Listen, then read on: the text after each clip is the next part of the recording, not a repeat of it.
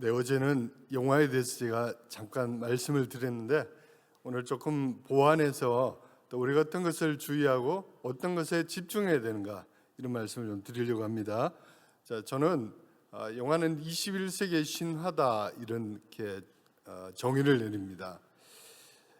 최근에 작년에 개봉한 영화인데요. 마블 MCU, 마블 시네마틱 유니버스에서 개봉한 이터널스라는 영화입니다.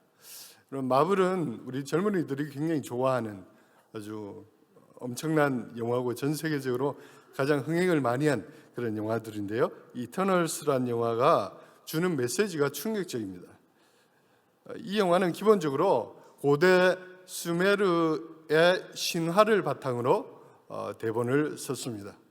고대 수메르 신화 중에 에누마 엘리시라는 신화가 있습니다. 거기 보면 어떤 내용이 들어있냐면은 높은 곳에서 하늘이 정해지기 전에 대지에도 아직 이름이 없었을 때 모두를 창조한 태고의 아버지인 압수와 어머니 티아마트가 있었는데 그들이 물을 섞어내고 있었다. 이런 이제 내용입니다.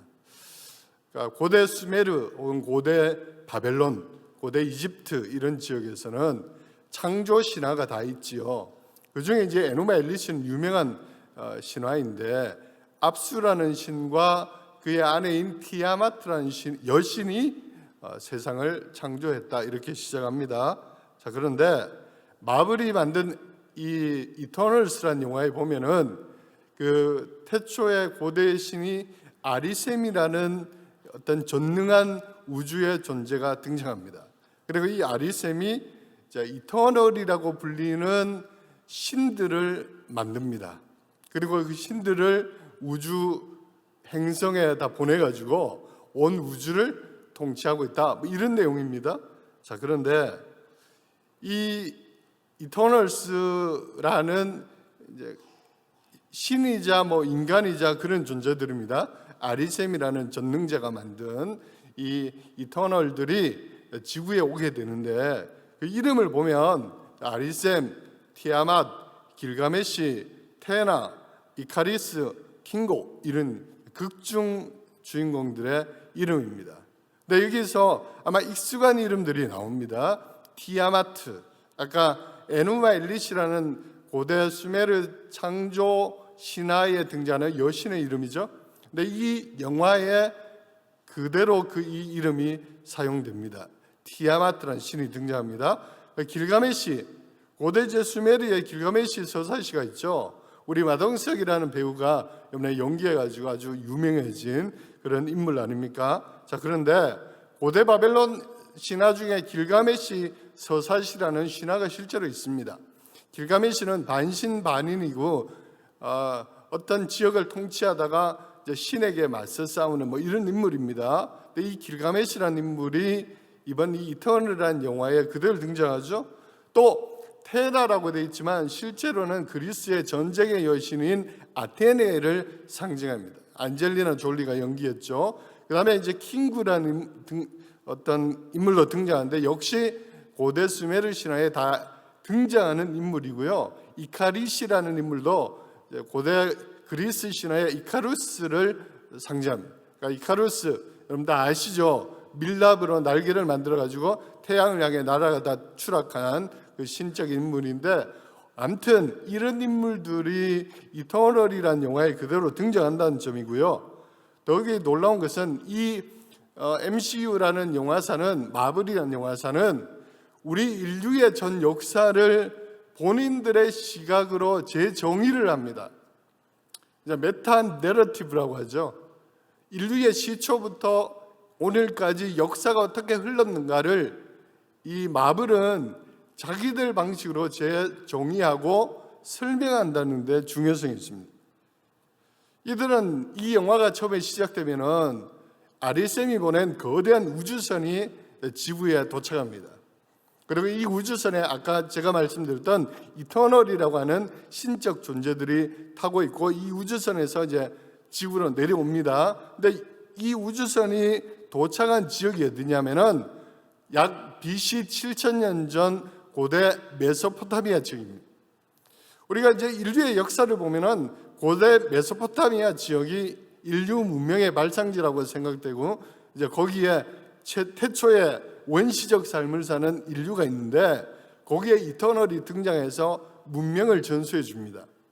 그리고 조금 더 영화가 전개되면 고대 바벨론, 우리가 성경에서 보면은 주전 586년에 이스라엘을 멸망시킨 바벨론의 느부갓네살 왕이 등장하는데, 이거는 역사적 인물이죠. 그리고 느부갓네살의 바벨론 궁정 그 벽이 얼마나 거대했으면은 그 성벽 위를 마차 4대가 달릴 수 있는 정도였다고 고대 이제 발굴하면은 그렇게 드러납니다.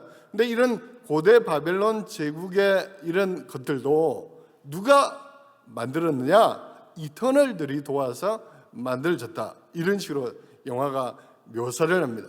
그리고 이후에 뭐 인도 제국, 그리고 프랑크 왕국, 기타 등등 세계 모든 인류의 역사에 이터널이라고 하는 존재들이 각각 등장해서 인류를 지지하기도 하고 전쟁을 뭐 막기도 하고 이런 존재다. 그러니까 인류 역사는 한마디로 이터널들이 이끌어가고 있다. 이렇게 영화는 정의를 합니다. 자, 이런 영화들 보면은 영웅들이 등장하죠. 히어로. 문제는 뭐냐 하면은 이 히어로물들에 물론 인간들도 등장하지만 실제로는 인간의 역할이 없습니다. 무슨 인간이 없느냐? 평범한 인간이 등장하지 않아요. 대부분 슈퍼 히어로들이죠. 그러니까 인류의 역사는 슈퍼 히어로들이 이끌어간다. 이 영화들 여러분 자세히 보시면 마블에 나온 아이언맨이나 뭐 캡틴 아메리카나 모든 어벤져스나 이런 시리즈를 보면 히어로들, 어떤 기계와 인간이 합쳐진 존재라든지 외계 행성에서 온 신적 존재라든지 이런 히어로들이 모든 인류의 문제를 해결해 나갈 뿐 평범한 인간은 역할이 없어요. 평범한 인간들은 아무런 뭐 역할도 없고 별로 하는 것도 없어요. 이게 영웅 신화들의 한계들이에요. 자, 히어로가 누구냐? 저는 이 영화들의 핵심 사상에는 니체가 있다고 생각합니다. 니체는 오래전에 1900년에 그가 쓴 책에서 위버맨시라는 독일어 용어를 등장시킵니다. 위버맨시, 영어로 말하면 슈퍼맨입니다. 위버는 넘어선다는 것이고 맨시는 사람을 말합니다. 사람을 뛰어넘는 존재, 우리말로 번역하면 초인, 영어로 하면 슈퍼맨. 이런 니체의 위버맨시 사상에서 이런 모든 영웅 신화들, 영화들이 등장하는데요. 니체는 자기가 생각하는 이상적인 초인이 누구였느냐? 나폴레옹이었다, 이렇게 이야기합니다. 그리고 또 놀라운 사실은 이 니체의 초인 사상, 위버맨시 사상에 자기 내재화를 한 인물이 하나 있었습니다. 누구냐면은 그 유명한 히틀러입니다. 히틀러가 1924년에 감옥에 있을 때 1년 동안 니체의 책에 완전히 빠져들었습니다. 그 중에서도 위버맨시라는 사상을 너무나도 사랑했고 본인이 스스로 니체가 예언한 위버맨시다. 다른 말로 하면은 내가 인류를 구원할 혹은 무너져가는 우리 게르만 민족을 일으켜 세울 초인이자 메시아적 존재다. 이렇게 스스로 이야기합니다. 그리고 그는 감옥에서 나의 투쟁이라는 책을 쓰고요. 이후에 독일의 총통이 되어서 2차 대전을 일으키게 되죠. 무서운 이야기입니다. 오늘날 21세기에도 이런 존재들이 없을까? 제가 볼 때 많이 있습니다. 오늘 우리가 살아가는 21세기에도 슈퍼 히어로라고 불리어지는 존재들이 많이 있습니다. 누구냐? 바로 이런 스포츠 스타들입니다. 여러분, 우리가 물론 특정 인물을 제가 비하하고 이런 게 아닙니다. 가장 유명한 스포츠 스타니까 그냥 화면에 띄웠을 뿐입니다. 근데 우리는 이런 스타들에게 막 열광을 합니다. 왜 열광을 하죠?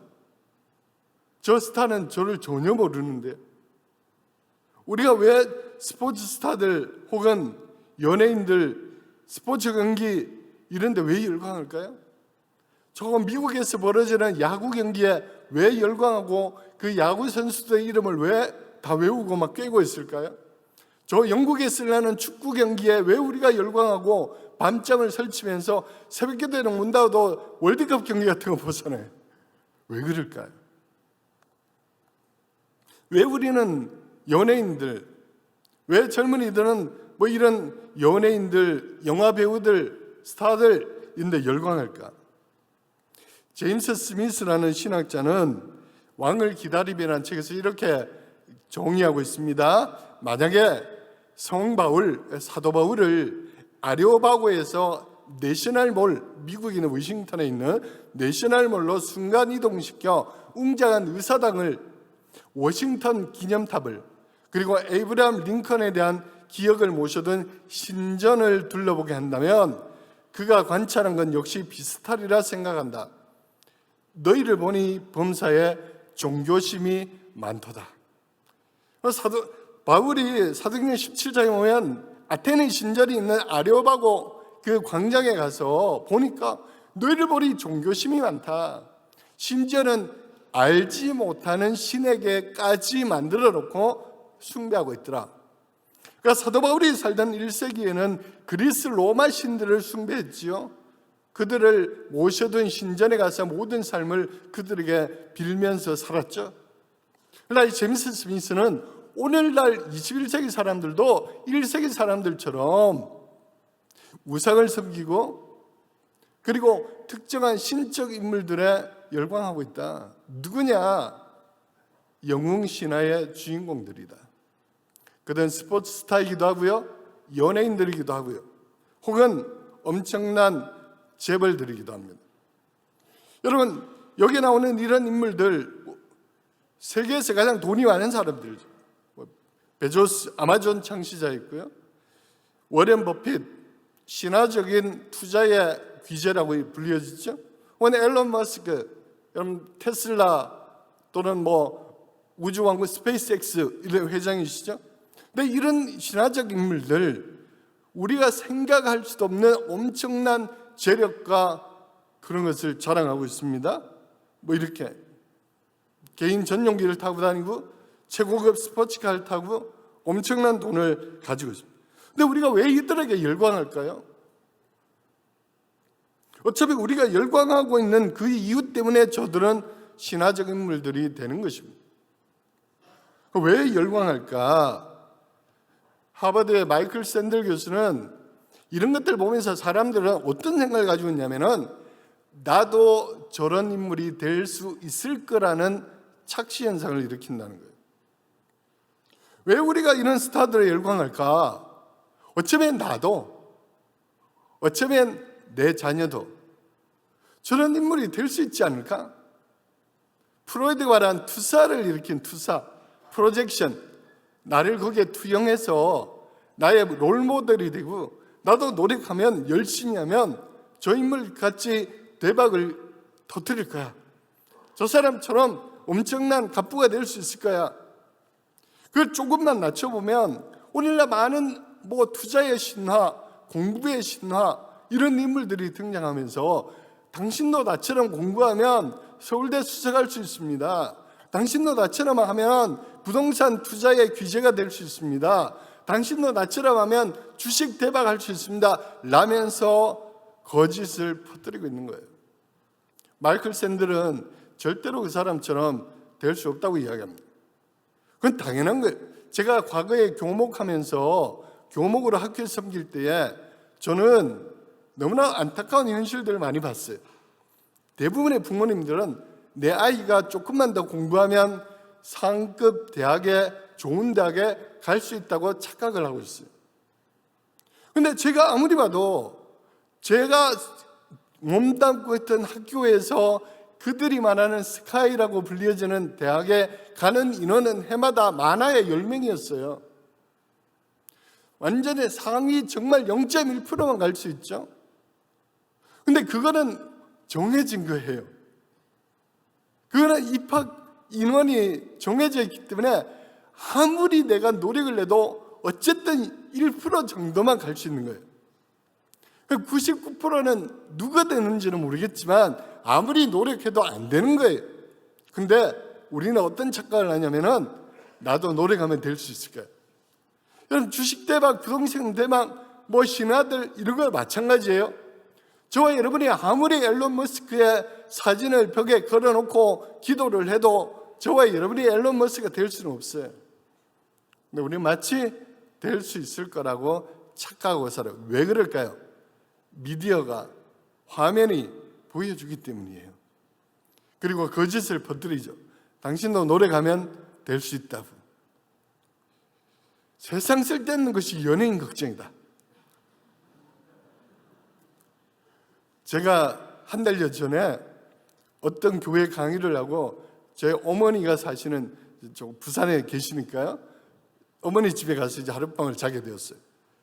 본능적으로 저녁 식사를 하시고 TV를 켜시더라고요. 이제 할머니니까. 거기에 뭐 연예인들 나와서 연애하는 이런 프로그램이었어요. 제가 전 누군지 잘 모르겠어요. 아무튼 뭐 유명한 트로트 가수 뭐 이런 친구들 나와서 연애 코칭 뭐 이런 거였어요. 그걸 보시면서 어떻게 하노? 저렇게 숙맥이라서 뭐 이러면서 막 걱정을 하시는 거예요. 제가 옆에 있다 아들 걱정이 나왔어요.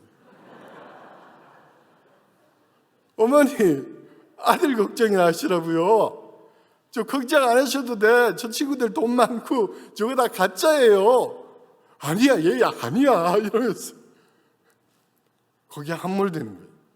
거기에 빠져드는 거예요.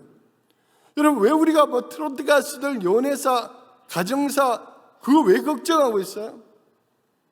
제가 지하철 타고 가다 보니까 또 아주머니 둘이서 막 누가 죽었다 막 그러면서 막 가슴 아파하시는 거예요. 그난 실제로 지인 중에 누가 돌아가셨나 했더니 드라마 이야기예요. 그걸 막 내재화해가지고 막 안타까워하고 걱정하고 막 그래요. 제가 한마디 해주고 싶었지만 참았습니다. 환상을 깨뜨릴까 봐. 여러분 세상 쓸데없는 것이 연예인 걱정이고 TV 걱정이고 그거 다 짜여진 각본이고 뉴스 같은 것도 다 데스크에서 걸러내서 하고 싶은 말만 하는 거거든요. 근데 우리는 그걸 보면서 걱정하고 있는 거예요. 그리고 그들을 흠모하고 있는 거예요. 이거를 경계해야 되는 것이죠. 과거에는 에노마 엘리시라는 이런 고대의 사람들은 신적 존재들을 숭배하면서 살았어요.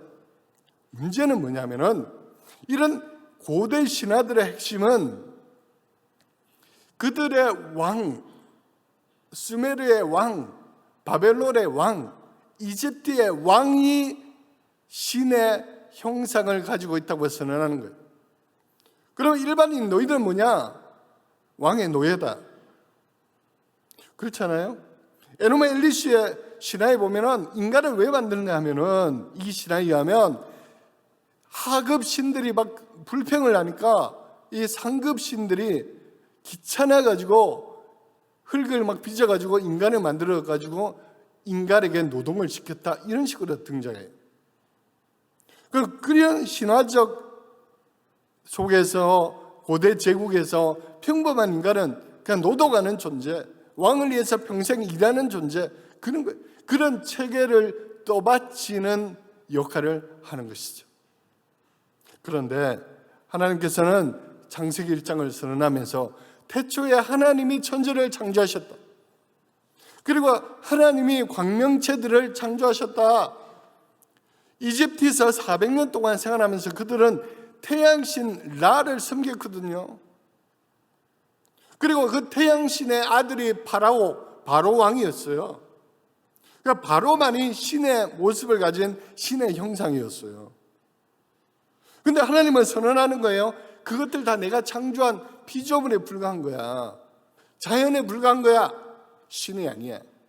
그리고 너희들 각자를 내가 나의 형상으로 만들었어. 하나님이 선언하는 거예요. 이스라엘 백성에게 우리가 우리의 형상을 따라 우리의 모양을 가지고 너희 각자를 다 만든 거야. 왕만이 형상이 아니야. 고대 신화들은 다 왕이 형상이에요. 왕만이. 그러나 성경은 아니야. 어린아이 한 명이라도, 여성도. 그래서 하나님께서 주신 레위기 율법에 보면 내가 이끌 나라에서는 노예가 있으면 안 돼. 그렇잖아요. 레위기의 핵심은 내가 세운 하나님의 나라에는 노예가 있으면 안 된다. 얘들아 다 동일한 존재야. 다 나의 존귀한 형상이고 나의 자녀들이야. 이걸 선언하는 거예요. 고대 이집트 신화, 고대 바벨론 신화가 지배하는 세상에서 거기에 던져진 폭탄과 같은 선언은 여성도 나의 형상이란다. 얘들아 아이들도 나의 형상이야. 존귀한 나의 자녀야. 그러니까 존귀하게 대해야 돼. 그걸 선언하는 거예요. 여러분 오늘날 영웅신화들의 문제가 뭘까요? 그들이 표본이 되고 그들이 모델이 돼. 반대로 말하면 저와 여러분같이 평범한 사람들은 하찮은 존재로 격화되는 거예요. 여러분 텔레비전을 많이 보시면 드라마에 나오는 배우들을 많이 보시다가 갑자기 옆을 봤어. 에휴 이러지. 내 남편은 왜 이래? 내 아내는 왜 이럴지? 펑퍼짐하게 퍼져가지고 이 뭐지? 여러분 그런 생각을 나도 모르게 하는 거예요. 하나님은 우리 시대에 던지는 메시지는 그 신화적 존재들을 꺼버리렴. 그 바로 너 옆에 있는 존귀한 나의 자녀를 볼 수 있기를 바라요. 이거는 거예요. 여러분 아웃사이드 와일이라는 영화를 통해서 두 번째 생각해 볼게요. 부제를 제가 언택트 시대의 컨택트를 생각하다 이렇게 붙였어요. 우리는 코로나 상황으로 언택트라는 용어에 익숙해져 있어요. 줌으로 온라인으로 예배를 드리고 또 온라인으로 만나고 이런 것에 몇 년 동안 익숙해 있었죠. 이 영화를 예고편인데 잠깐만 보여드릴게요. Sir, looking for Captain Leo. You must have really messed up if they sent you to Leo. Do you know why you're here? Here because I broke chain of command. Harp, he's not like us. 제가 설명할게요. 자, 이 영화에 주인공이 두 명이 등장해요. 하나는 하프 중이라는 사람이고 하나는 리오 대위라는 사람이에요. 이 사람은 이제 미국의 특수부대의 요원이에요. 장교예요. 근데 이 하프 중이가 하는 일은 뭐냐면은 전투기를 폭격기를 조종하는 조종사입니다. 근데 놀라운 거는 뭐냐면은 이 친구는 전투기를 타지 않아요. 미국 본토에 있는 본부에 있는 화면 앞에 앉아 있어요. 원격 조종, 무인 드론 폭격기인 거죠. 그러니까 이런 드론 폭격기. 사람이 없는 무인. 그러니까 조종은 어디서 하냐면은 본토에 있는 기지 안에 있는 조그만 칸. 우리 아이들이 뭐 오락기 앞에서 하든 그래서 오락을 하든 조종하는 거예요. 근데 이제 위성으로 다 실시간 보고되니까 전투 현장은 저 멀리 떨어진 이 영화에서는 어느 지역인데 정작 주인공은 본토 안전한 기지 안에서 조정을 해요. 근데 전투는 현장에서 일어나잖아요. 그러다 보니까 이 하프 중위는 지금 현장에서는 막 군인들이 총격전을 벌이고 심각한 사태가 벌어져 있는데 본인은 느긋한 그냥 본부에 앉아 있으니까 그 실감이 안 나는 거예요. 그래서 그냥 미사일을 발사해 버립니다. 근데 그 발사된 미사일에 아군 2명이 죽임을 당합니다. 왜냐하면 그 감각이 없는 거예요. 실제 내 앞에서 사람이 죽거나 막 그렇지 않으니까요. 그냥 게임하듯이 하는 거죠. 그래서 현장에 있던 이 용원이 항의를 하게 되고 이 하프 중위가 현장에 투입되는 거예요. 너 가서 전투 현장을 좀 경험해요. 이래서. 그래서 이제 리오라는 이 대위에게 배당된데 알고 보니까 이 리오 대위는 인조인간이에요. AI와 최첨단 로봇 공학으로 만들어진 사람이 아니에요. 스포일러인가? 이 영화 안 보실 거죠? 아무튼 그래서 이 전투 현장에서는 전투 로봇이 등장하고요. 리오 대위도 AI 장교예요. 그러니까 이 하프 중위는 이 현장에 있으면서 고민하게 되는 거예요. 실제로 이 영화 중간부에 보면은 인질들이 은행에 갇혀 있는데 이제 악당들이 인질들을 가둬놓고 막 대치하고 있죠. 근데 이 로봇 병사들은 인질들이 죽든 말든 상관 안 해요. 본인이 명령받은 전투만 수행할 뿐이죠. 프로그램 따라. 이걸 하프 중위가 막 보면서 각성한다는 뭐 그런 내용입니다. 철저하게 비대면 전투, 인격이 배제된 전투 이런 거예요. 자, 저는 이 영화를 보면서 김훈 씨가 쓴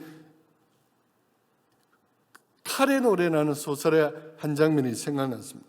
거기에 이제 이순신 장군이 일본 왜군과 막 이렇게 전투하고 하면서 일본인 포로들을 이제 잡아놓고 마지막에 이제 명랑해전을 치르기 전에 식량도 얼마 없고 하니까 부하들이 저 포로들 다 처형합시다.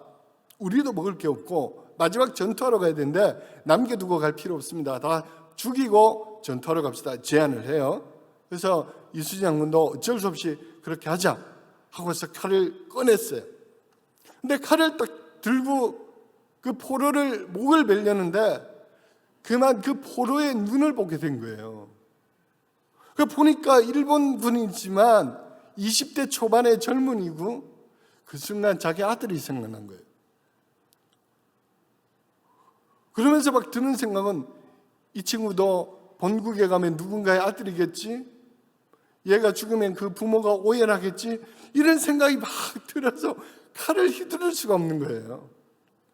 그러면서 이순신 장군을 이 김은현 작가가 어떻게 묘사했냐면은 나의 적은 그 개별성이었다. 그러니까 저남과 저남이 맞붙을 때는 감각이 좀 무디었어요. 그냥 대포를 쏘고 원거리에서 전투하니까 그냥 침몰시키면 되는데 개인과 개인을 한 명을 처형하려니까 온갖 생각이 든 거예요. 얘 누구의 아들일 텐데? 나도 아들이 있는데? 얘를 죽이면 어떻게 될까? 얘 인생은 어떻게 될까? 그 개별성, 한 명과 한 명을 대면하는 그 현장은 쉽게 죽이지 못하는 거예요. 미국의 군사 전문가인 데이비드 그로스먼이라는 사람은 오랫동안 미군 특전사 부대에서 병사들 훈련시켰는데 이분이 그 자기 책에서 뭐라고 했냐면은 내가 군사들을 훈련시킬 때 가장 집중했던 부분은 고민하지 않게 하는 것이었습니다. 이런 이야기를 해요. 적과 대치하고 있는데 대부분의 병사들은 멈칫한다는 거예요. 사람을 죽이는 일인데 멈칫할 수밖에 없죠. 특히 대면 전투에서는 가까이에 적이 있으면 바로 총을 쏠 수가 없다는 거예요. 누구라도. 그래서 이분이 자기가 훈련시켰던 거는 망설이지 말고 본능대로 그냥 쏴라. 망설이면 너가 죽는다. 이런 거 훈련시켰다는 거예요. 근데 이분이 그런 걸 하면서 나중에 후회하게 돼요. 왜 후회하게 되냐면은 바로 이런 것 때문에 총기 사고를 보면서 이걸 조사하는데 한 젊은 학생이 막 총을 쐈는데 얘가 자기 아버지 총을 가져가지고 친구들, 학생들을 쏘는데 한 명씩 조준해서 쏘더라. 깜짝 놀란 거예요. 그냥 당긴 게 아니고 한 명씩 정확하게 조준해서 쏘았는데요. 가슴과 머리를 쏜 거예요. 그러면서 내가 가르쳤던 특수요원들도 할 수 없는 일을 어떻게 고등학생이 했을까? 이것저것 막 조사하는 중에 이 친구가 평소에 이 게임을 많이 한 거예요. 이 게임의 특징은 뭐냐면은 머리와 가슴을 조준해서 적을 쏘는 거예요. 이걸 매일매일 하다 보니까 현실과 게임을 혼동하게 된 거죠. 그리고 자기 아버지 총을 자기도 모르게 가져와서 게임하듯이 자기 학교 친구들을 한 명씩 조준해서 죽인 거예요. 이걸 보고 이분이 너무 충격을 받아서 교관 그만두고 이래서는 안 된다. 우리는 역사상 어느 시대보다 잔인한 시대를 길러내고 있다. 그리고 그들은 오랫동안 비디오, 게임, 케이블 TV 이런 걸 통해서 폭력적인 이미지를 받고 있다. 이래서는 안 된다 하는 것이죠.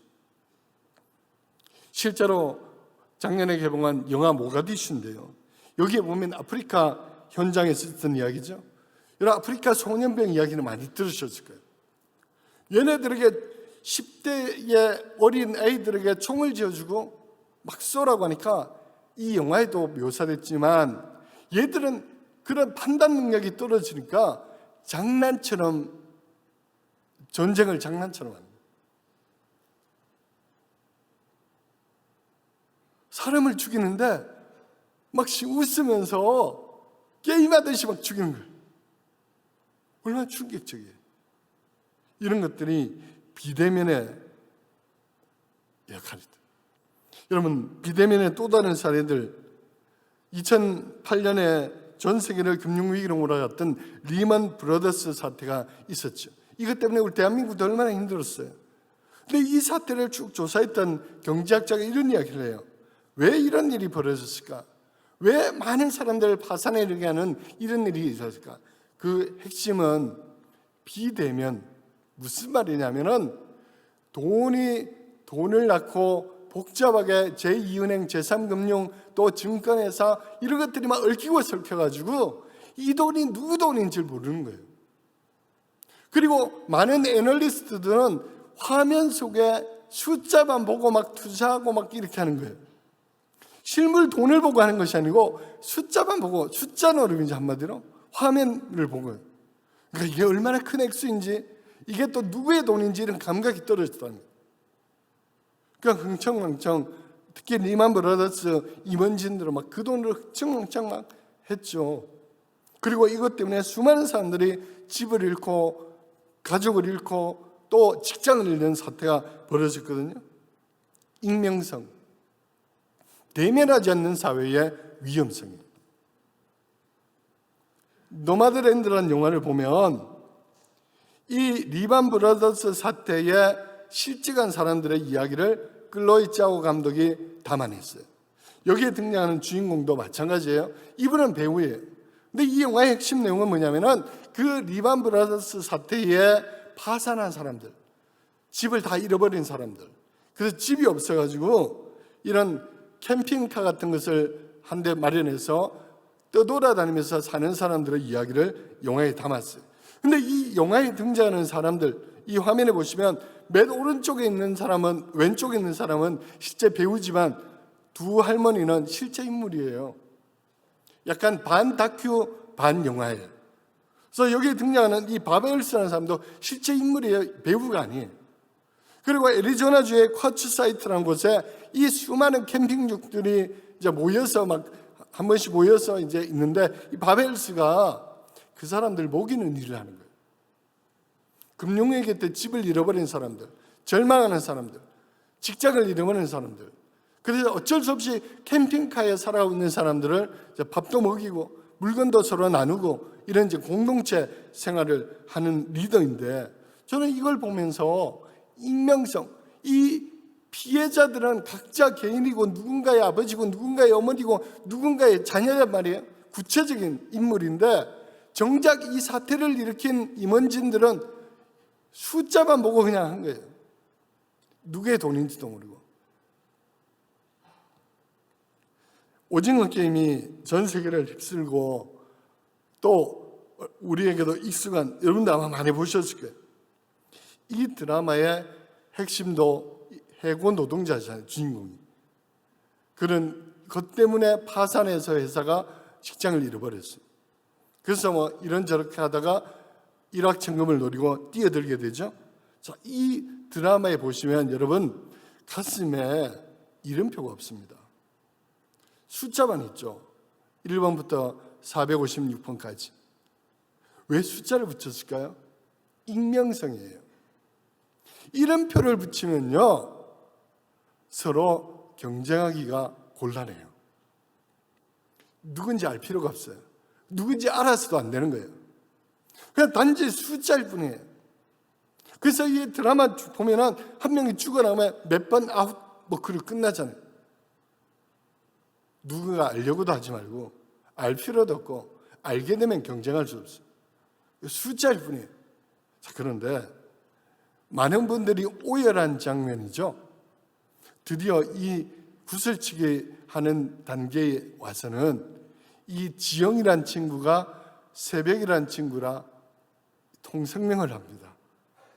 내 이름은 지영이야. 언니 이름은 뭐야? 나 새벽이야. 어디서 왔어? 북한에서 왔어. 뭐 이러면서 통성명을 하는 순간 더 이상 게임을 못하죠. 알게 된 거예요. 이 친구 어떤 애인지, 어떤 사연을 가지고 있는지 아니까 이순신 장군이 망설였던 것처럼 개별자로 내게 다가오니까 게임을 더 이상 할 수 없어요. 망설이는 거죠. 그리고 우린 깐부잖아 하는 이 장면도 마찬가지. 그러니까 누군가를 알게 되었을 때에 경쟁할 수 없어요.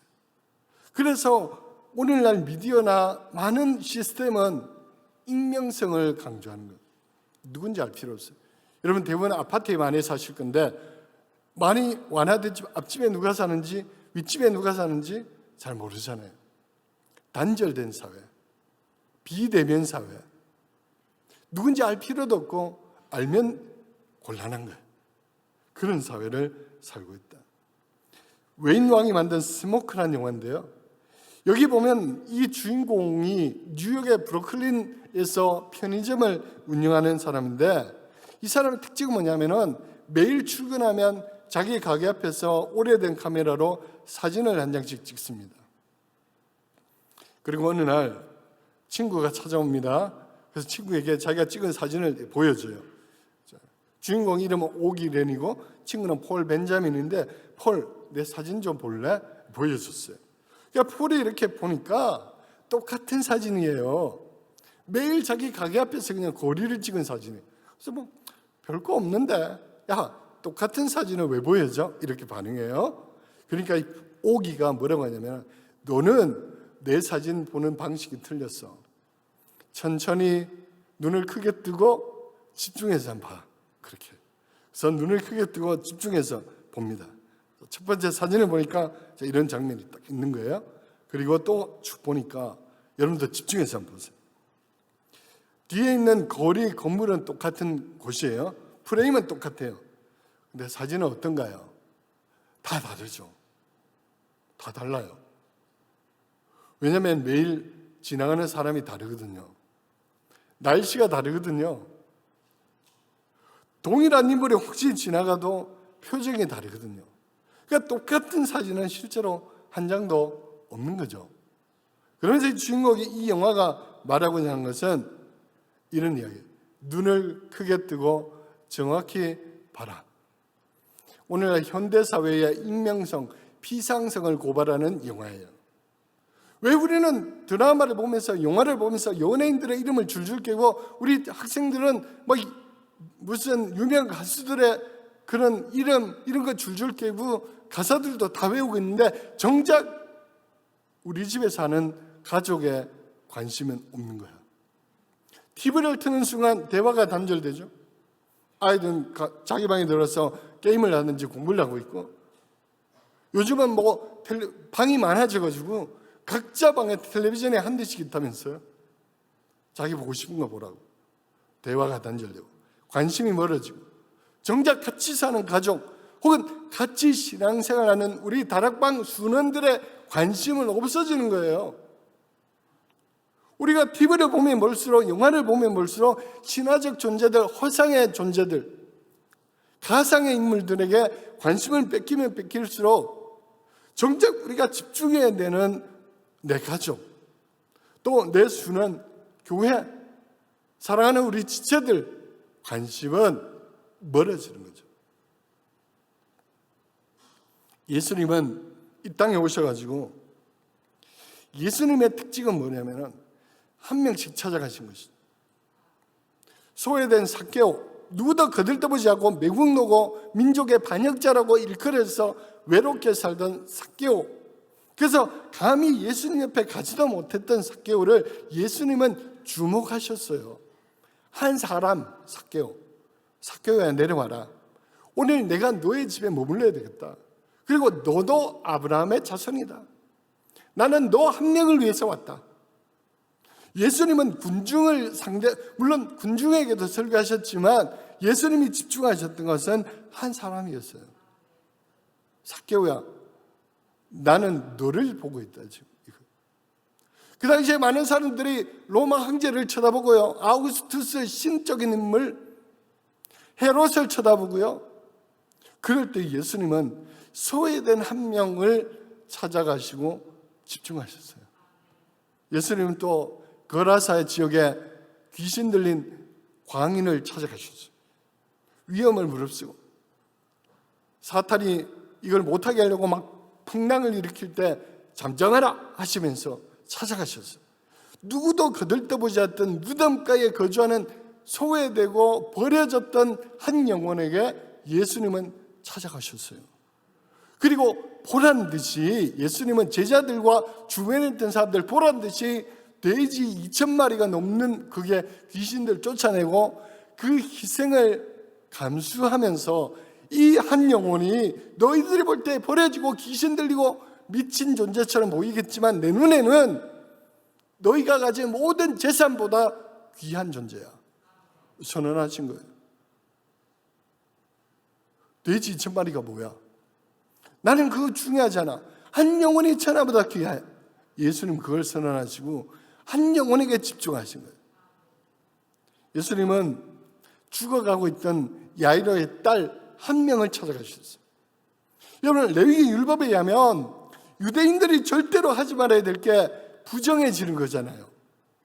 시체를 만지면 내가 부정해져요. 그러면 나는 성전에 나갈 수가 없어요. 정결례를 행해야 되거든요. 일주일 동안. 그래서 대부분의 유대인들은 시체 가까이 가지 않아요. 예수님은 보란듯이 죽은 아이의 손을 잡으셔요. 옆에 있던 유대인들, 바리새인들 보면 기겁할 거예요. 부정해졌다고. 예수님은 보란듯이 아이의 손을 잡으시고 달리다운 일어나라. 한 영혼을 찾아가신 거죠.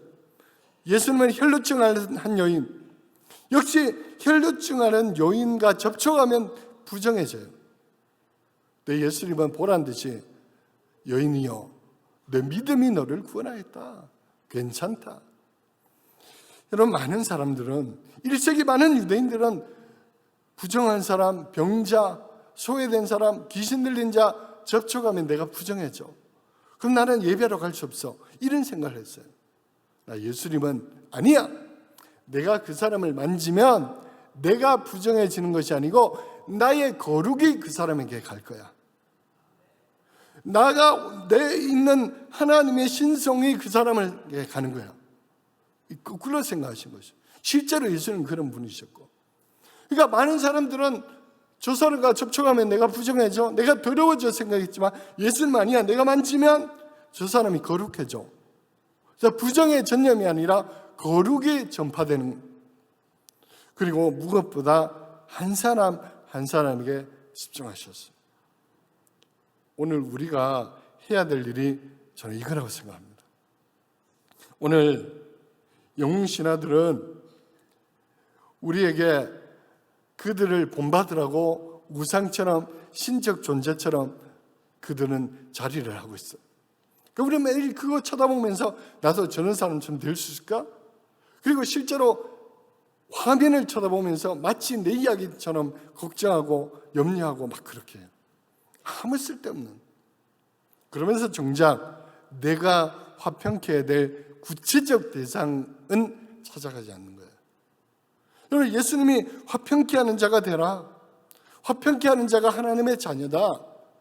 화평케 하는 자가 복이 있다 한 그 대상은 가상의 인물이 아니죠. 바로 내 옆에 있는 내 가족 한 명이고요. 우리의 사랑 다락방의 한 순원이고요. 내 옆집에 사는 죽어가고 있는 한 영혼이고요. 내 직장에 있는 한 사람인 거예요. 그 사람과 화평하는 거죠. 뭐 세계 평화를 위해서 기도하고요. 필요합니다. 근데 그거는 어떻게 보면 허상이에요. 우리가 뭐 세계 평화를 위해서 그건 누구나 할 수 있는 거예요, 여러분. 왜? 내가 직접 안 해도 되는 거거든. 그거는 뭐 검증되지 않는 거거든. 주여 세상에 평화를 주십시오. 이런 좀 막연하고 구체적이지 않는 기도는 사실은 쉬워요. 그러나 여러분, 구체적인 기도. 하나님, 내 아내와 화평하게 해주세요. 내 자녀와 화평하게 해주세요. 내 직장 동료와 화평하게 해주세요. 내 앞집에 사는 혹은 내 윗집에 사는 층간 소음 때문에 스트레스 받는 그 사람과 화평하기 위해서 이건 어려운 일이거든요. 왜? 내가 직접 해야 되는 거니까, 실천해야 되는 거니까. 그러나 그것이 우리가 해야 될 사명이다. 언택트 사회에서 우리는 컨택트를 해야 돼요. 마지막 제주대학교에 제가 아는 한 교수님 이야기를 하고 마치겠습니다. 이분이 한 번은 제게 이런 이야기를 하는, 한 학생이 있었는데 수업 시간마다 엎드려 자더라는 거예요. 그래서 막 속상했다는 거예요. 얘야 일어나라. 수업 시간에 왜 자니? 그래서 막 엎드려 자고 이래서 너무 화가 나. 제가 한 번은 교수실로 불렀다고요. 너 이따가 교수실로 와라. 불러가지고 너는 왜 수업 시간에 엎드려 자느냐 하고 야단치려고 이야기했더니 이 친구가 자기 사연을 이야기하더라고요. 사실은 교수님, 저는 사실은 소년 가장입니다. 저 밤새도록 편의점에 알바합니다. 제가 일해야 아파 누워 계시는 아버지를 부양할 수 있습니다. 이런 이야기를 막 하는. 이 친구는 사연이 있었던 거죠. 밤새도록 아르바이트를 하고 수업 보니까 졸릴 수밖에 없죠. 그 순간 교수님이 망치로 머리를 얻어맞는 듯한 느낌이었다 그래요. 내가 내 가르치는 학생들의 사정을 내가 모르고 있구나. 그러면서 내가 어떻게 선생이라 할 수 있는가. 막연하게 그냥 수업만 하고 피상적인 관계에서 하는 그걸 반성하게 됐다. 그래서 이제는 한 명씩 내가 상담을 해야 되겠다. 내가 가르치고 있는 학생이 어떤 환경에 있는지, 어떤 생각을 가지고 있는지 완전히 바뀌신 거죠. 여러분, 우리가 살아가는 이 시대도 마찬가지일 거예요. 우리는 비대면에 익숙해져 있습니다. 스타들에 익숙해져 있고요, 화면에 익숙해져 있고요, 접촉하지 않는 것에 익숙해져 있어요. 그런데 지금 우리가 집중해야 될 것은 한 영혼, 한 사람, 예수님이 우리에게 사명 주시고 화평케 하라고 한, 혹은 하나님과 화평하지 못한 상태에 머물고 있는 그 사람을 화평케 하는 일, 거기에 집중하고 그렇게 사랑하는 저와 여러분 될 수 있기를 진심으로 축복합니다. 하나님 아버지 감사합니다. 오늘 우리는 비대면 사회를 살아갑니다. 스크린을 보면서 열광하고 화면을 보면서 가슴 아파하고 그리고 접촉하지 않으면서 예배하고 그런 시대를 살아갑니다. 그러나 하나님이 우리에게 화평하라고 하신 것은 한 사람, 한 영혼, 개별자, 내게 맡겨주신 나의 가족, 나의 자녀, 나의 부모, 내 순원, 내 직장 동료, 나의 이웃인 줄 믿습니다. 그 한 명과 화평하고 그리고 하나님과 소외된 한 영혼을 하나님께 화평하게 하는 이 일에 헌신하고 기도하고 충성하고, 그래서 하나님의 온전한 가족으로 회복되는 우리 모두가 될 수 있도록 축복하여 주시옵소서. 예수님의 이름으로 감사하며 기도합니다. 아멘.